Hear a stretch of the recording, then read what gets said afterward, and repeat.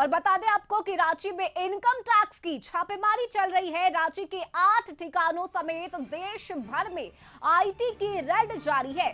Manikaran power limited से जुड़े ठिकानों पर छापेमारी की जा रही है और आपको बता दें कि दिल्ली से आई टीम ये छापेमारी कर रही है। तो ये बड़ी खबर, जहां रांची में इनकम टैक्स की छापेमारी जारी है।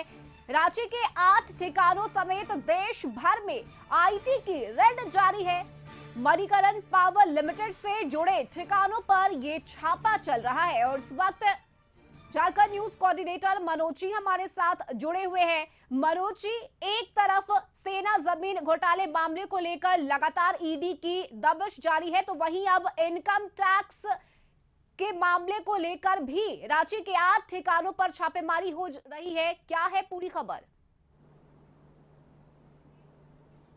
जी, बिल्कुल सही कहा आपने कि आज जो है एक तरह से कहा जाए तो रांची में छापेमारी का दिन है। आज रांची में लगातार छापेमारी चली और ये छापेमारी जो केंद्र सरकार की दो बड़ी एजेंसियां हैं, एक इनकम टैक्स और दूसरी ईडी, इन दोनों के द्वारा की जा रही है। ईडी की तरफ से जहां सेना जमीन खरीद घोटाले मामले की ओर लेकर के छापेमारी की जा रही है, जो बिल्डर्स हैं, जो जमीन दलाल हैं, उनके ठिकानों पे हो रही है।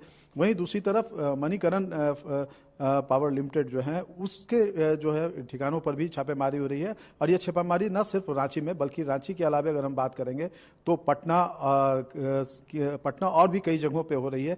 कुल जो जानकारी मिल रही है उसके मुताबिक इनकम टैक्स का यह छापेमारी जो है 50 से अधिक ठिकानों पे हो रही है। क्योंकि ये जो संस्थान है मणिकरण पावर लिमिटेड, इसका जो काम है वो देश और विदेश दोनों में कई जगहों पे चल रहा है और उसमें जो है धन के छुपाने की बात सामने आई है, जो आय को छुपाने की बात सामने आ रही है, उसी को लेकर के इनकम टैक्स का देशव्यापी रेड चल रहा है। और दिल्ली की जो टीम है वो इस पूरे रेड को जो है अंजाम दे रही है।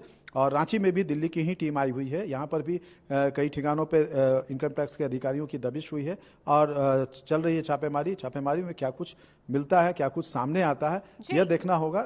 देर शाम तक यह स्पष्ट हो पाएगा कि यह छापेमारी में क्या कुछ मिला है। जी जी बिल्कुल मनोज जी, आप अपनी नजर बनाए रखिए। फिलहाल बहुत शुक्रिया आपका तमाम जानकारी के लिए।